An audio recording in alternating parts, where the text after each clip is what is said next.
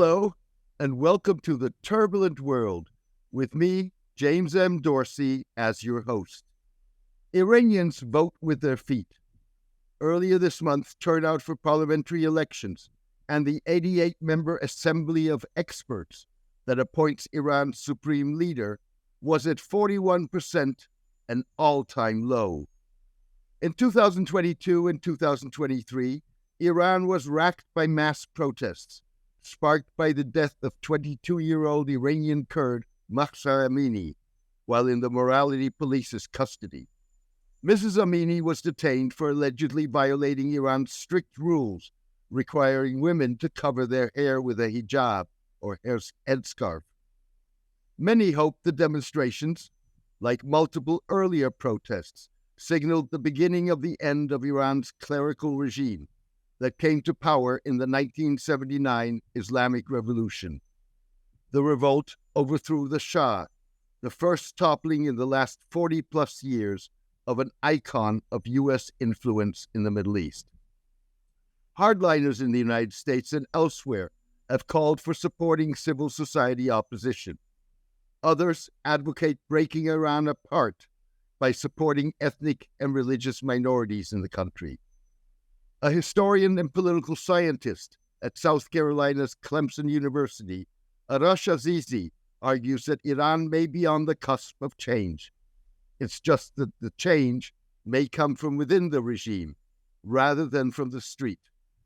The change is likely to involve a polishing of the sharp edges of the Islamic Republic, rather than a transition to democracy. Even so, Arash, the author of 2 books, a biography of Qassem Soleimani, the commander of Iran's notorious Quds Force, who was killed in 2020 in an American drone strike, and a just-published volume on the recent women's protest movement, argued in the New York Times that Supreme Leader Ali Khamenei's inner circle is populated by technocrats and pragmatists, rather than ideologues and revolutionaries who want to perpetuate the status quo. Few will challenge the notion that the eventual passing of the baton by 84-year-old Mr. Khamenei, who is believed to be in poor health, embodies the potential of change, even if the recent Assembly of Experts election was stacked against reformers who were banned from being candidates. Counterintuitively, Arash sees a ray of hope in the eventual transition to a new supreme leader. Reason enough to welcome Arash to the show. Arash, it's a pleasure to host you today. Thank you, James. It's great to be with you. Let's kick off with you giving us a bit of your intellectual biography and your engagement with Iran. Allow me to note that links to Arash's books will be at the bottom of the transcript of this podcast, which you will be able to find on my Substack newsletter early next week. Arash, the ether is yours. Thank you. My name is Arash. As I said, I'm from Iran. And, when it comes to intellectual biography, especially when it comes to Iran's struggle for democracy, it's really sort of inseparable from my life. I was born in Tehran in 1988. It's the country I grew up in.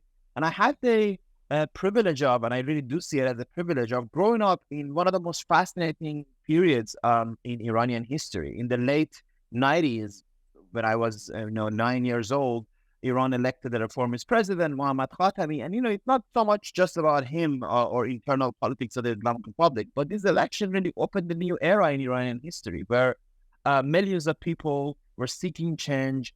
Millions of people really had beliefs that Iran could be democratized, that it could change very quickly. It was a time of artistic and cultural and journalistic excellence. There were tons of newspapers everywhere in the society. Everyone sort of spoke about possibilities of change. So it's really exciting time to grow up in.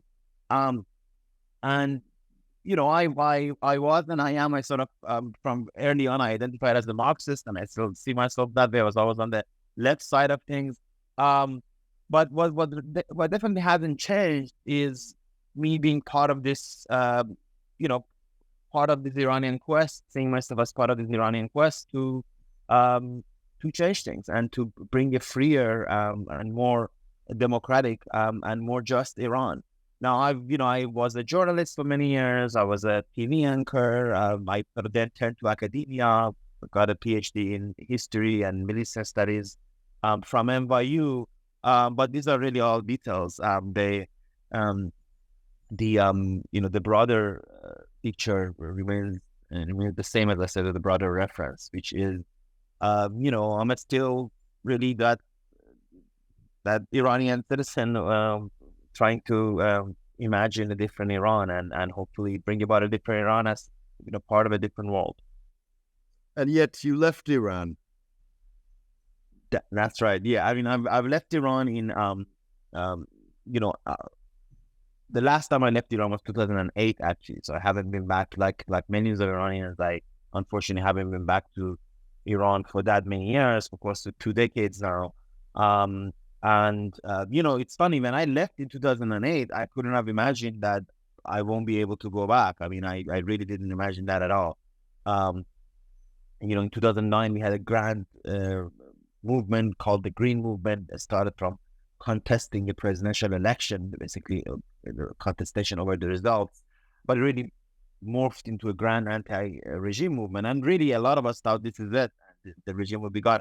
I remember I lived in Canada at the time, and I was renting a place, and I would told this, landlord that, I can't sign for another year because the regime would be overthrown before the year is over and I have to go back. So this is really kind of the perhaps naivete that you have also as I was 20 years old or something. But yeah, I left Iran. I lived in many other countries. I lived in Malaysia. I lived in Britain, Germany, Canada, and now the United States. Yeah.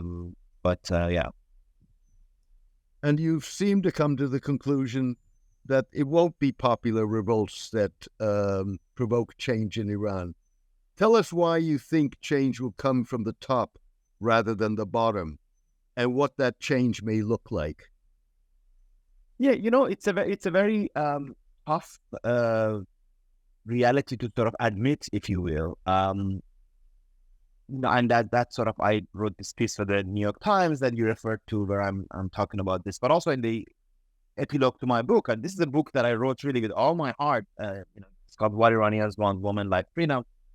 When I say with all my heart, because this is a book that on every page of it, I wrote up people that I really consider my heroes. These are my, fellow Iranians, trade unionists, environmental activists, feminist activists.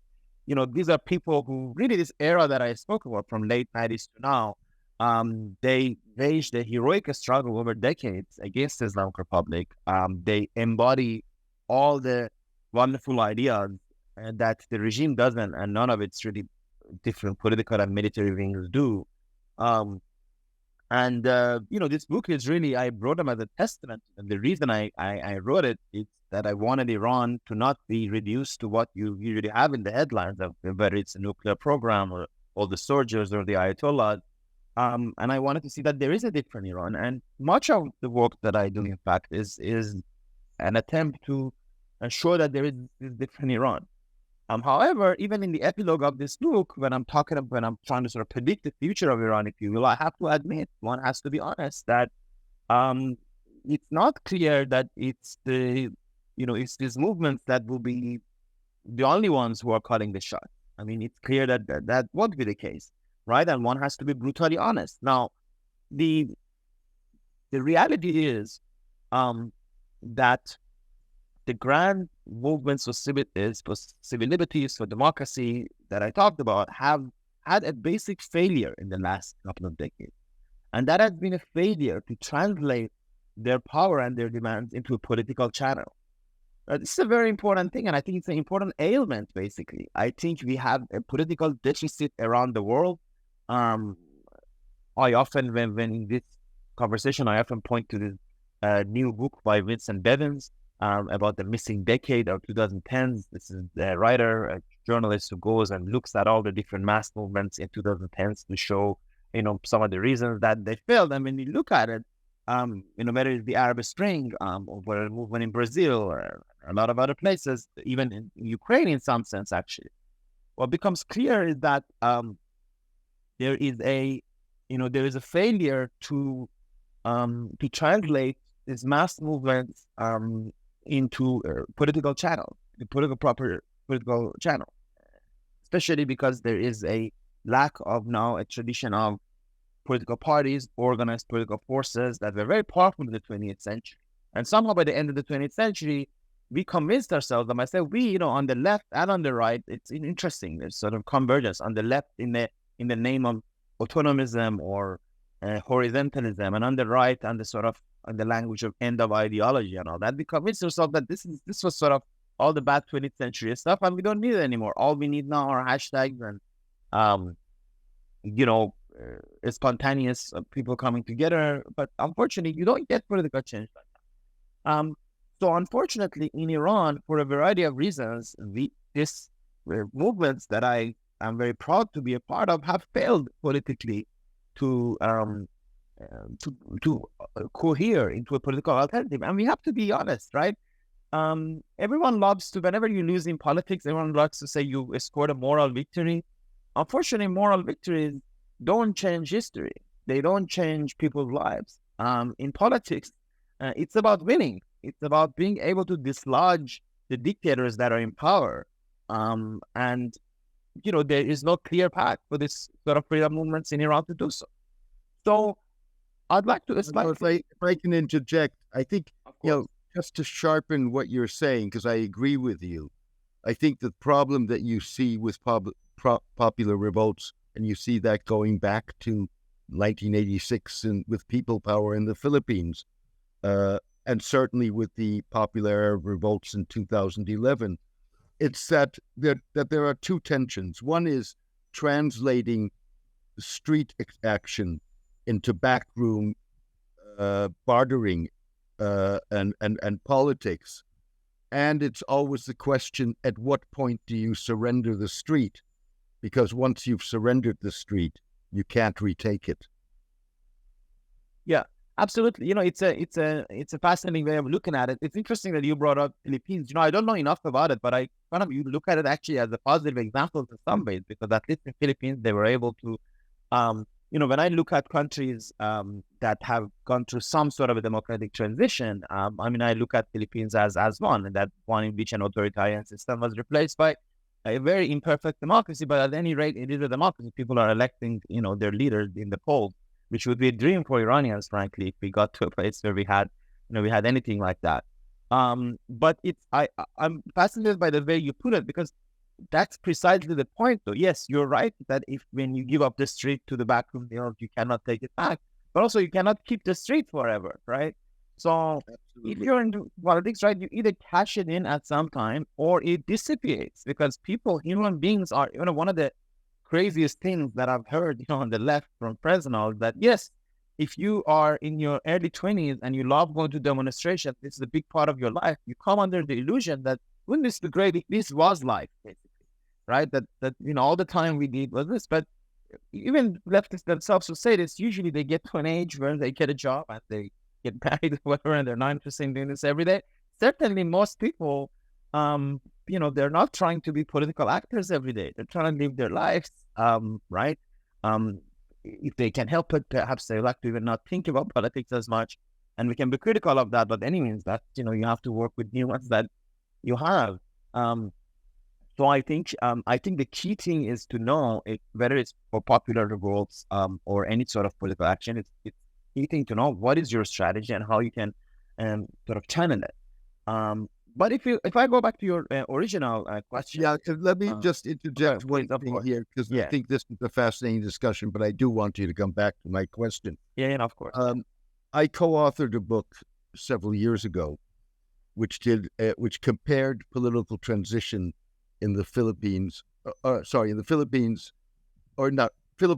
Political transition in Southeast Asia and the Middle East. And what we concluded was that in the case of the Philippines, in the case of Indonesia, and in fact also in the case of Myanmar, prior to the military coup, what worked was that there were three players in this. There was a strong civil society, but there also was a faction of the military that saw an advantage or an interest in supporting change. And so that's what you really had in Southeast Asia. And that's what, in a lot of ways, you lacked in the Middle East. Well, that's if there was ever a segue, that's it. Yeah, that's really fascinating, because that's exactly sort of what I'm trying to explore in regards to Iran. But let's go back to Iran, indeed. Yeah, no, but I mean, it's exactly this question, right? To go back to your original question, which it relates to this point about sort of the comparison between Southeast Asia and the Middle East. The way I would put it, by the way, right? The way, in New York Times, it's an op-ed. To always extend to the point a little too much, right? The way I would put it is not. It's not so much, it's not so much that the change will come from the top, not the bottom. Although that there is also truth to that. But let me put it here, if I may. I basically think that a variety of, let's call them civic movements, this pro-democracy movement, these people that I wrote this book about, right? These people who wanted it from Iran and who are idealists. I don't mean that in a negative way, but I mean there are those who have ideals, right? They want a different Iran. They have substantive ideas about a gender justice, about social justice.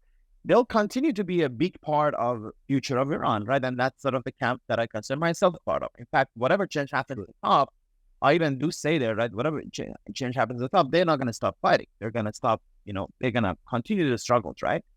But it's that.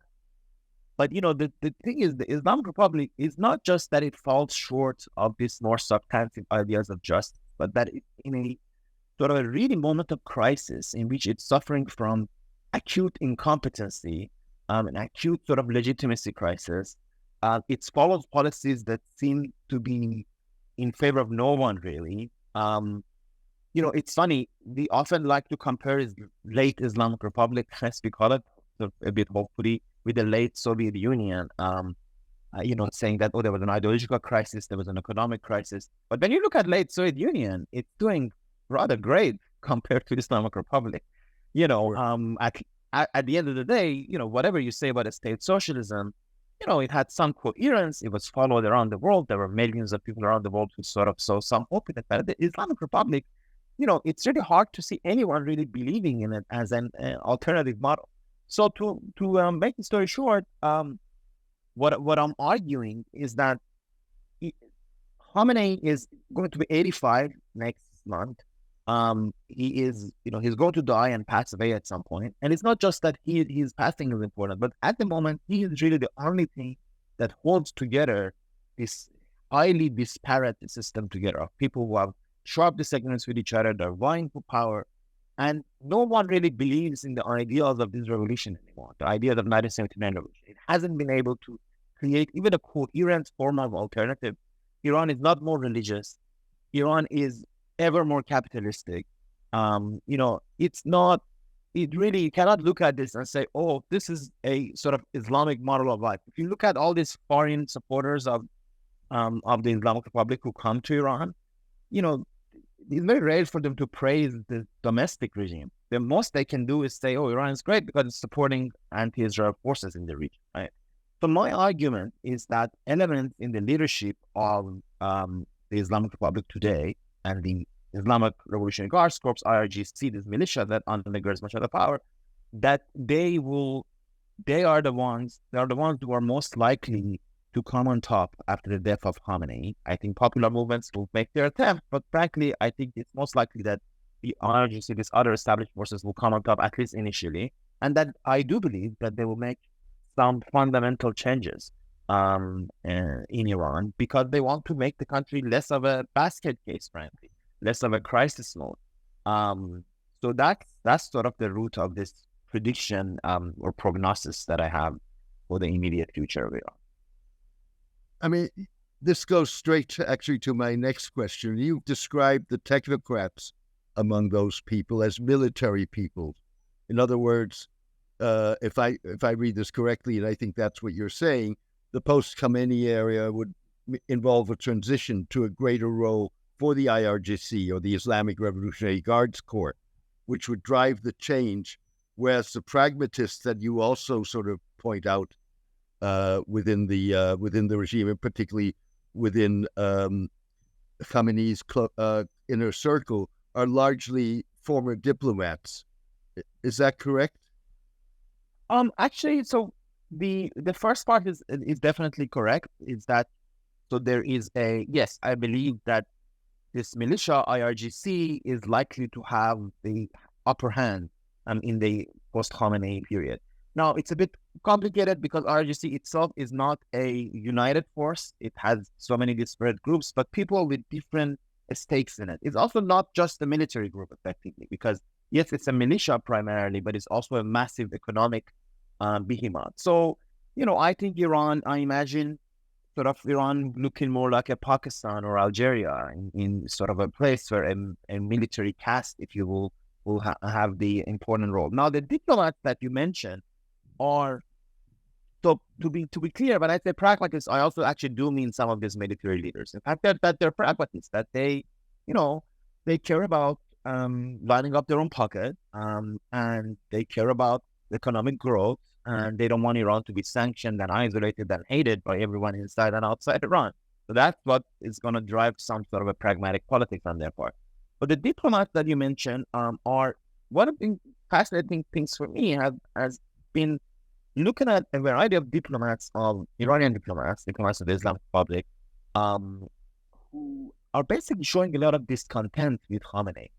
This is because this is a very sort of delicate point, because Islamic Republic was founded in 1979, but the Iranian diplomacy, right? If you're a diplomat of Iran, you didn't just become an apparatchik of the regime immediately necessarily, and you weren't just following this ideological course. Iranians, very sort of interesting. Iranians, as you can see from me and others, we have a very strong sense of our nation, and I'm sure you've had this experience of seeing it with other Iranians, right? Doesn't matter whether you are a sort of dissident in Europe or you're someone in Iran, you have a strong sense of nation. So the Iranian diplomats wanted to follow sort of a traditional sense of Iranian national interest. And if you see, even during the Islamic Republic, for example, let's say in the conflict between Azerbaijan and Armenia, Iran has often played a role that you can't say it's ideological or in support of Islamist revolutionary ideas. It's sort of traditional Iranian foreign policy, sort of national interest. Whereas they see that has dissipated on the Khamenei, especially in the last years. They're not happy that Iran is a supporter of Hamas, that it is, that is banking, not just that it's supporting Hamas, but it's banking so much on it that it sort of, that is helping Russia against Ukraine, that they're very unhappy about that. But this also shows you there are sections of the establishment who are unhappy about the results of Khamenei, and that's why I sort of mentioned the diplomats. Now, yes, many of them in the future of Iran can form a very different group than, let's say, people coming out of IRGC, right? Jawad Zarif, the former foreign minister, eternally you think, if he did want to have political ambitions, he always says he doesn't, he would never run for anything. But if he was going to have political ambitions, I think, frankly, he probably would be good at it. He definitely has committed some. Obviously, a lot of us don't buy much from him. But, anyways, he definitely can come with some. So, so a variety of former officials of the regime, whether it's diplomats, whether it's those who are in more economic positions or in militias, can have some sort of a future in the post-Khamenei era as they fight for power. But, those who hold the guns and power currently are the IRGC folks. So it's likely that they'll be the ones sort of running the game for a while. They're the ones who are organized.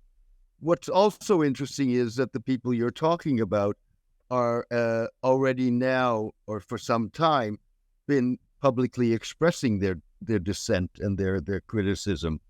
So it's not just an assumption that these of what these people say. They're actually willing to go out and say it. Absolutely, yeah. It's very interesting in a regime like Iran because, there's actually a lot of discontent that being spoken about. So I'm not even talking about, the circle of dissent keeps getting wider in a way. The circle of permitted, so like the opposition, people like me who oppose the Islamic Republic, obviously we are nowhere near power. There's no way we can even publish newspapers and all that. But even inside Iran, then those who are, let's say, reformist, sort of loyal opposition, critiques of the Islamic Republic, they've been effectively booted out of parliament. They don't have a public political life. But inside the conservative and ultra-conservative camp, no matter how much you exclude, right, there's a lot of fight about, against the corruption of this or that individuals or different policies. I mean, when things are so bad, you have to blame someone, right? The thing is, Iran has declining economy, which I think is the key of everything, by the way, right? None of the discussions we had really would have meant much, if I'm honest with you, if Iran was doing economically very well. That's just, right. People don't like to admit that. I would ask my students, would you prefer to live in a poor country or an undemocratic country? And a lot of them always say, oh, no, I would live poor but free. But in reality is, right, when the economy is bad, that's sort of fundamental change. And you need to realize how bad the Iranian economy is, right? Like the GDP per capita of Iran now, in real terms, is significantly less than, and I don't have the numbers in front of me, but significantly less than 10 years ago. By some estimates, I think it's like a third of 10 years ago, right? This is crazy, right? Imagine your living standards falling into third in just 10 years. So you have to blame someone. So yes, there's tons of people who are always attacking each other and who are always expressing criticisms. As I said, the foreign policy in support of Hamas or support of Russia in Ukraine is being critiqued by, not by people like me, but by leading former diplomats or sort of establishment figures, public intellectuals, those types inside Iran. And this is after, prisons are full of thousands of people who are there because they critiqued it, but there's still, people are still making their criticisms. And I think, the other thing I'll tell you is that, look, just if you get outside of immediate sort of political, Khamenei, that there is if you're honest and sober, if you're someone in Iran who really cares about Iran, Iranians care about their country usually. They like to sort of have this state of Iran discussions often, right? It's very clear to everybody that we are in some sort of a very deep crisis. I think, and many others agree with me, that this is the worst Iran has been since easily 100 years ago. So naturally, when you're in conditions like this, people are voicing critique publicly. It's just that usually, in order to not get into trouble, they, this regimes like this afford this. You can critique everything and be like, oh, of course, a supreme leader would agree with me. He doesn't want this, right? Because that's how you save yourself. Khamenei himself also, this is one rule of dictators. Mao Zedong also did the same thing, I guess. You control everything, and yet you always act as an opposition leader, right? So Khamenei, in this sort of this Maoist moment, if you will, he's always like waging a revolution against the regime, like saying we need to rejuvenate things and things are not being done well, even though he's really micromanaging even the smallest decisions. Presumably, the notion of change will also depend on who the next supreme leader will be. Among those touted as potential successors, are there those that would be more supportive than others? So my line on this is that the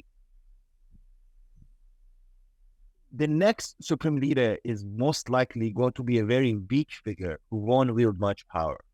That's sort of my 2 cents or my guess. This is also a state of the art for the last few years. If you have Iranian analysts getting together after a couple of drinks or whatever, everyone likes to predict, who will succeed Khamenei, right? So so my line here is that it basically, it's going to be a weak figure or perhaps a leadership council. It would need to require constitutional change for that to happen.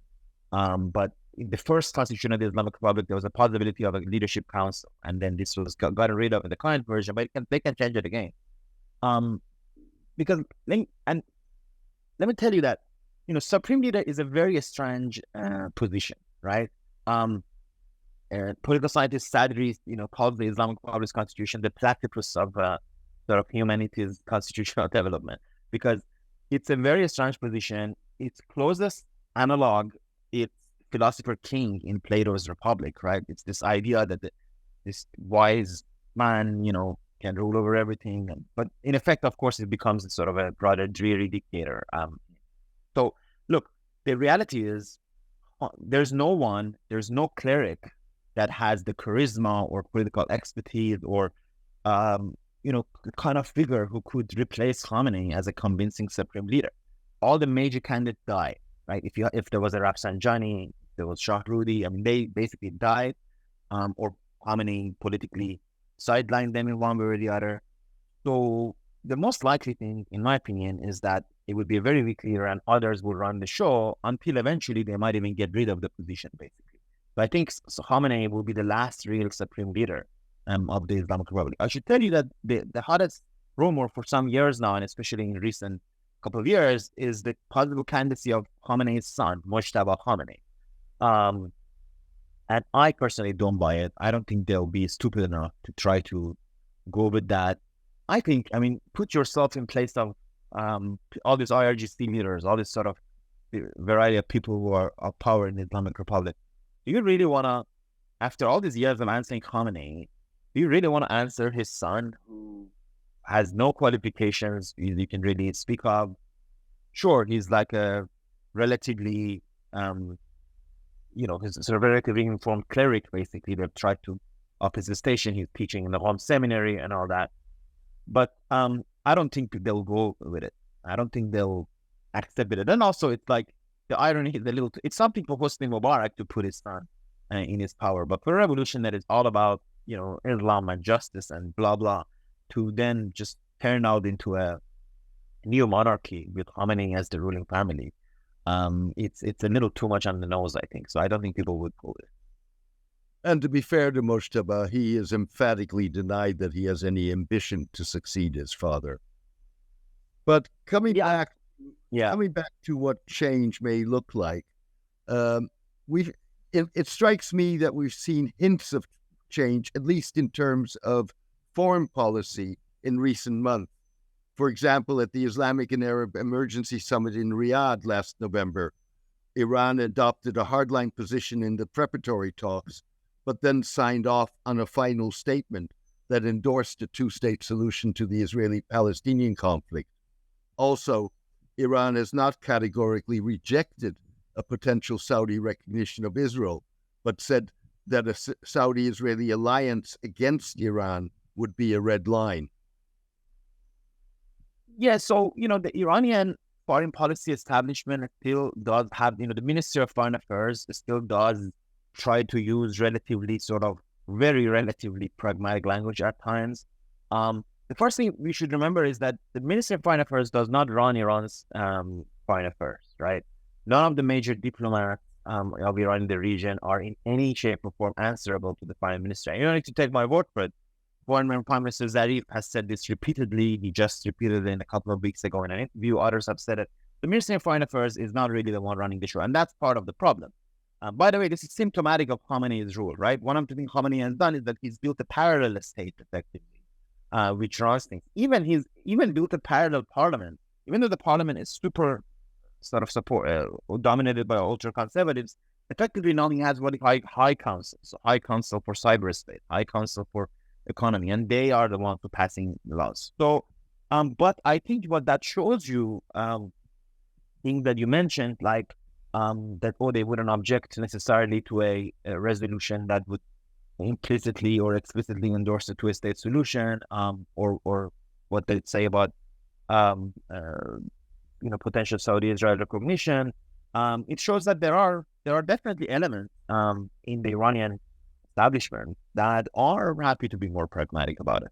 The reality of all of this is, we can talk about a specific issue, but if I just give a broad picture, the reality of it is, Iran, again, I think it's very important to remember that Iran is an ancient civilization. I know everyone is sort of tired of hearing this, of Iranians saying it, but it really does matter because Iranians see themselves that way, right? We were a founding member of the League of Nations, the only Muslim country founding member of the League of Nations. We were, in fact, in the Council of the League of Nations. We were a founding member of the United Nations. So when Iranians whether on a popular level or on policymaking level at some point, think of their country, they're often thinking of Iran, right? They're not thinking of first the Palestinian cause or the Israelis, or they're thinking of Iran. They're Iran-centered in this way. And on that basis, it's not that strange that, it doesn't, from the Iranian national interest, frankly, it doesn't make sense for us to be very one-sided in any conflict in the region. It doesn't make sense for us to be very one-sided either pro-Israel or pro-Palestine. Same with Azerbaijan and Armenia. As I said, it doesn't make sense for Iran to, for example, to necessarily side with Azerbaijan just because it's Shia or Muslim. And that's why, in many ways, it has backed Armenia. Unfortunately, this ended only recently. Anyway, not to get into Caucasus, that's its own thing. But my point is not this Iran-centeredness and the priority of Iranian national interest means that there are many who think Iran should play a much more constructive role in this region, and that and as a part of the reality here is today no Arab state, not one, fights against Israel, doesn't fire a single bullet against Israel. When I teach Arab-Israeli conflict, I usually tell my students that effectively we know Arab-Israeli conflict mostly ends by 1979. It's a Palestinian-Israeli conflict that continues, but Arab states are not fighting Israel after 1979. Ironically, Iran is born in 1979 and sort of it carries on the mountain. And it just doesn't make sense for us. Basically, why is it that Iran, which is not an Arab state, which doesn't have any reason to want to destroy Israel from the perspective of its national interest, why should it be the only state that puts itself in danger and that it's the only one firing shots at Israel against the wishes of the Palestinian leadership, more importantly, and the leadership of every other Arab state? So I think a lot of Iranians, both on the popular level, as I said, but even in foreign policy decision-making levels, think, we can't be, and they say this publicly again, it's not just me saying it, that we can't be more Catholic than the Pope, right? We cannot, we have to lead, we have to, cannot be more Arab than Arabs, basically. It's an Arab cause, and it has always long been an Arab cause, and Iran can play an auxiliary role. It can play a role of its own national interest, but it doesn't make sense for it to act like it's a frontline state who's put all its eggs on the basket of this goal of illusion of wanting to destroy Israel. And its leadership repeatedly says, and as all these militias that it supports say. Whereas in effect, when you look at the alternative, Erdogan is pretty anti-Israel. He doesn't even cut diplomatic relations with Israel, right? And none of the Turkish Islamists, it's very interesting. Turkey Islamists have been in power since 2003. They've never, in the worst moment, when Israel killed, almost a dozen Turkish peace activists, they suspended, but they didn't entirely cut diplomatic relations with Israel, not to mention trade ties. And, we can bring sort of other examples. So this is to say that many in Iran see that, Iran should have its own policy, and it should prioritize itself, and it should not you cannot lend the foreign policy of a country of 80-some million to some ideological goal somewhere. You should prioritize the well-being of your own citizens and peace in the region. And, I think that's very likely that this is the sort of direction of change that you'll see in the future of Iran after Khamenei. Before we come back to the issue of change, it's one thing just to add to what you said about Iranian identity. It is, of course, a fact that Iran is only one of 3 Middle Eastern states, maybe Israel 4, with a very deep-seated sense of identity, and certainly Israel accepted here with a history of empire alongside Turkey and Oman, which really says something about, or reemphasizes what you were saying about Iranian identity. I want to just for a moment dwell on the Palestinian issue.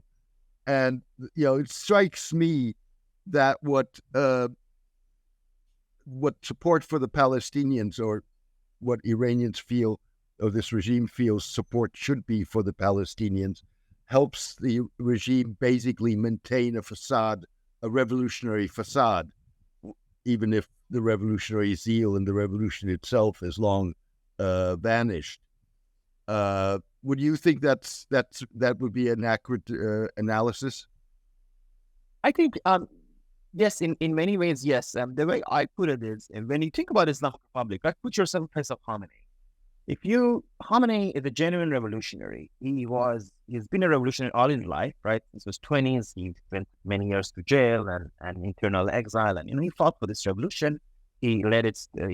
He was among its founders of the Islamic Republic, and then he's led it since 1989. What achievements do you have? You have no real achievement to speak of in terms of Islamic Republic has not created much of a better life in Iran. His achievement is that Islamic Republic has endured. You can say that, but it's not in a good shape. But one thing you can say is that, yes, it had built a multinational army, an impressive multinational army that does fight against Israel, right? Hezbollah in Lebanon, Houthis in Yemen, Hamas and Palestinian Islamic Jihad, a variety of Iraqi militias. These are all the ones, as I said, not a single Arab state fires a bullet against Israel, but all of these groups are. So this is, it's not just a facade. The reality is that this project, does have some reality. There is the axis of resistance exists after all, and it's funded and headed by the Islamic Republic. And it's something to be proud of if you are into that sort of thing, right? After all, there are, there were people in the streets of London who were shouting in support of Houthis, unfortunately. So the point is, you can look at this and be proud of it. The problem with it, though, is that, as I said, it doesn't have much support inside Iran because it's just hard to convert an entire population with a strong sense of national identity to this particular, Islamist, anti-Zionist sort of line. It's very hard for them to buy into this. It's hard for most people to buy into any ideology, right, for an entirety of a nation. But in this case, they see it as diametrically opposed. It's not clear how the axis of resistance is serving Iranian interests. It looks like for Iran, it has brought economic isolation, international isolation, declining its standards of living, being hated around the world, having to live under the sanctions, and without advancing any of our national interests. So there is not much support for it inside Iran. So I hope that it's clear what I mean. So it's not a facade in the terms that it's a genuine revolutionary project. And yes, if you are a member of Hezbollah in Lebanon, you might really be happy that you're part of this act. Although what I should add to this is that not only it hasn't brought a good life for Iranians, it also hasn't brought a good life for anybody else, right? I mean, look at all these countries that I mentioned, right? None of these, like Hezbollah, is hated across Lebanon now, effectively, including by many of the Shia. And I hope I don't exaggerate it. I don't like to be naive, right? But it's clear that Hezbollah is not some very popular group in Lebanon anymore. The way that it was when it was fighting Israeli occupation, actually, in the sort of 90s. And maybe even a bit after that. But it's just not anymore because Lebanon is effectively in a state of collapse. In Iraq, these militias have really ruined the sovereignty of the country. And some similar examples in other places. In Yemen, at best, they're part of this tapestry of civil war in that country. So, they really haven't provided a model that would be really attractive and that would become sort of a pole of attraction. So it could be a source of inspirations for some people, revolutionaries who are interested in this, in these groups. But really, not a sustainable source of support in any of these countries. I should also add that, as my friend Danny Twistel has argued, axis of resistance effectively plays a counter-revolutionary role, actually, not just revolutionary. By which he means that effectively it's become part of a status quo, ironically, in countries like Iraq and Lebanon, right? The axis of resistance is part of the status quo. So it actually has to actively fight against change. So the Iraqis had a mass movement in 2019 against these conditions, as did the Lebanese. So this these so-called revolutionary forces are actually counter-revolutionary, stopping the aspirations of the people in these countries for, effective national governance, and a sovereign country, and an opposition to this sectarian system that has really defined them. Coming back to the issue of change or pragmatism or whatever one wants to call it, perhaps you can describe how this will manifest itself. On the one hand, domestically, you spoke a little bit about internationally, but maybe you can take that a little bit further in terms of what that would mean for Iran's relationship with the axis of resistance, its various non-state partners, but also in terms, for example, of the nuclear issue. Mm-hmm. So domestic and so you mentioned domestic and international, right? Sort of the consequences of. So, with other words, you spoke about Israel, but there are also, of course, the whole issues of indeed the relationship with Hezbollah, with the Iraqi groups, with the Houthis in Yemen, with Hamas. And there is, of course, the always lingering issue of Iran's nuclear program. Yeah. So, and there's also the question of domestic policy, and as you want, we can talk about that. No, indeed. What do I mean? Yeah. Okay. So, but so let me make a prediction, right? Again, it's sort of what I think is pragmatic sounding post Khamenei Iran is going to do in relation to all of it. And since I wrote the op-ed, I've had interesting debates with different friends actually about this, right? Some of them said, they agree with me regarding domestic policy, but maybe not so much regional policy because IRGC's sort of proud achievement, so they'll continue it. So I think, look, they're not going to immediately cut ties to all these militias because obviously, once you have it, right, it's not a bad thing to have a few groups linked in different countries that you can use. But I think their direction is the general direction is going to be, so with the nuclear program and in regards to these militias, its direction is going to be coming into some sort of a regional and international agreement that can end the sanctions on Iran, end the Iranian isolation, and give a bit of a breathing space to Iran, right? The nuclear question is a bit dormant right now, actually. If you look at just the last intelligence estimate that came out of the United States, they're basically saying Iran is not continuing, right? Which is interesting, right? They're not crazy, right? They know how to, pace themselves on this question. So I think they'll try to come to some sort of an agreement. Even in the status quo, if they want the sanctions to be lifted, no matter who is in the White House, they'll try to do some sort of negotiations. Maybe it wouldn't be as splashy as like 2014, 2015 and nuclear deal like that, but quietly make some agreements, draw back the nuclear program enough so that these sanctions can be lifted. There will be an agreement with Saudi Arabia. So they'll come into some sort of a peace agreement basically. And by peace I mean they'll basically say, look, we're not going to rock this boat too much. We're not going to threaten to destroy Israel time and time again. But given obviously there should be a place for Hezbollah and Lebanese Shia, after all, generally in the Lebanon structures. In Yemen, there can be a deal between Iran and Saudi Arabia, where there's some sort of a solution there. After all, even without the change of the Islamic Republic, there are elements of this already, right? The relationship between Iran and the militias, it's interesting. Even now, the relationship of Iran and the militias effectively is usually not the case that Tehran says, go, attack all the time. In fact, it's usually the opposite, right? It's to say, to basically always trying to restrain them. And now, again, we have the U.S. intelligence estimate. And thank God, the United States has a system in which, the intelligence sort of is not super partisan and is released in a way that there's some objectiveness to it. Because if you really read the detail, they're very clear that Iran didn't know about October 7th, right? They didn't know about it. And it's unlikely that they would have encouraged something like this out of the fear of getting into this conflict. So I think the important difference would be that the goal of building a powerful Iranian state that will have its own interests will take precedence over this the revolutionary ideological project of building a group of militias that are, sort of the militias that are leading Iran right now.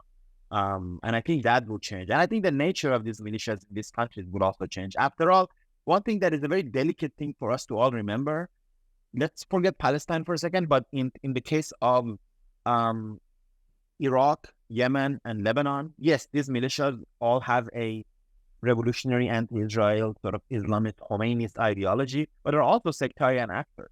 And they get much of their sustenance in these countries as sectarian actors, right? The Lebanon, Hezbollah wouldn't exist if not for the fact that the Lebanese Shia had a history of disenfranchisement, right? And so they sometimes channeled this energy into the Communist Party before in the past, then they channeled the Amal movement, and then end up channeling to Hezbollah.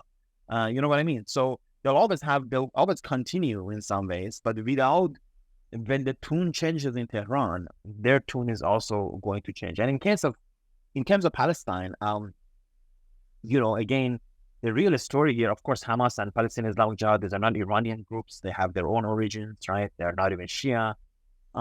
They're always looking for foreign sponsors, right? The history of Palestinian militancy is that they're always looking for different foreign sponsors. It used to be Saddam or Muammar Gaddafi, Soviet Union, China at some point, and in the last few decades, it's been the Islamic Republic. So the nature of that is going to change once Iran, once Iran goes on a more pragmatic route. Would you see the fact that Iran has tried to ensure that support for Hamas and the actions of its non-state allies like Hezbollah or the Houthis in Yemen stop the Iranian effort to make sure that it stops short of sparking a regional configuration that could involve the United States? Is that an indication of the change to come that you envision? And does it suggest that there may be more common ground between technocrats, pragmatists, and hardliners? I think it's a very good question, right? I think it shows a couple of things. First of all, it shows that even now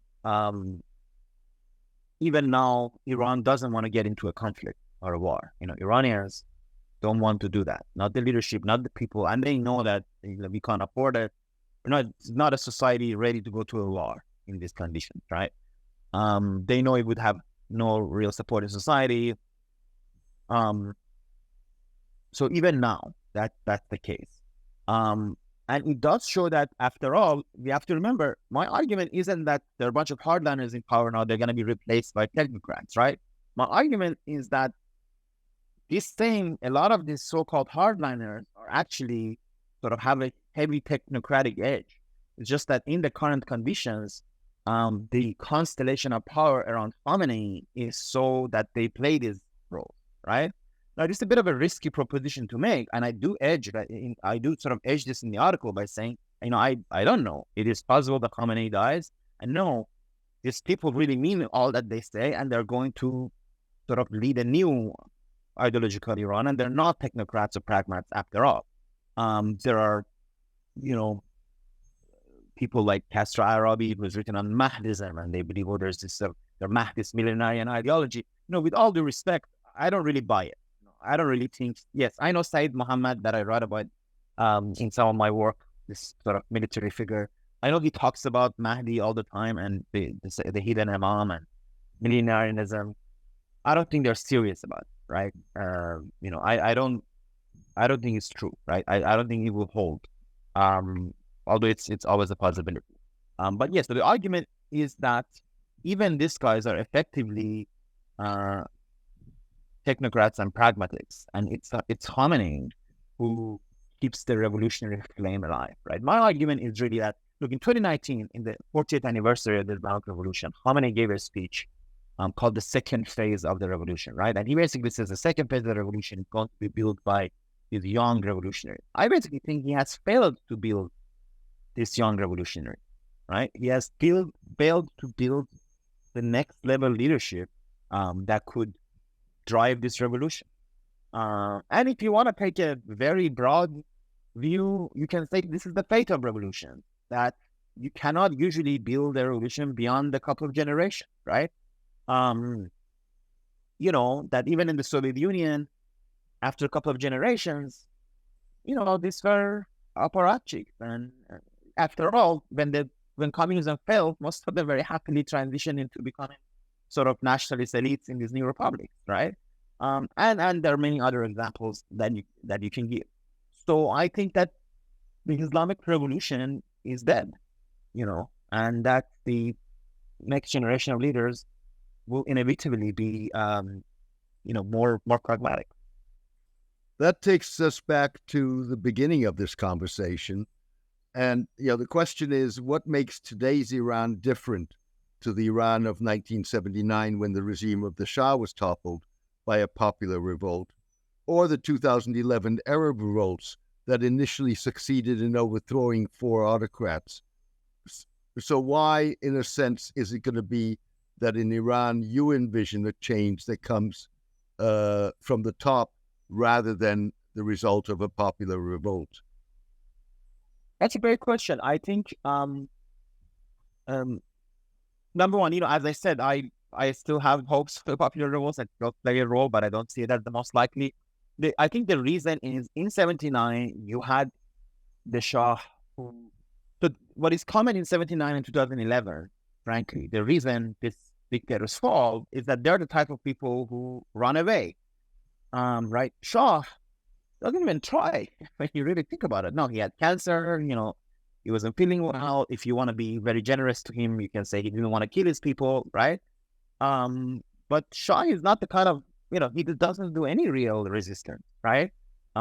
It's actually very striking. You think about all the options he had.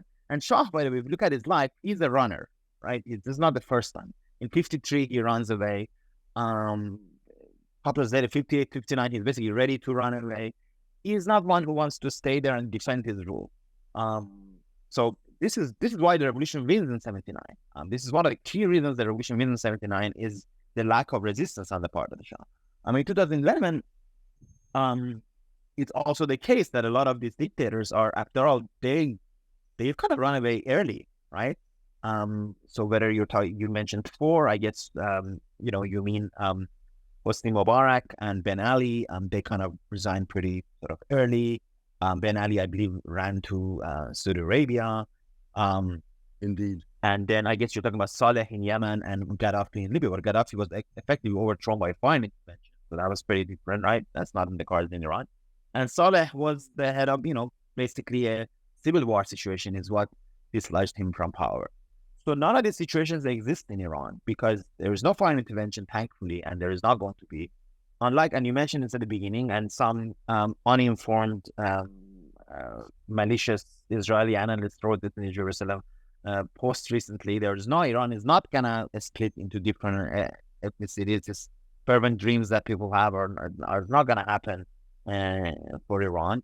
But Khamenei also is not going to give up power. So, he's not going to give up power.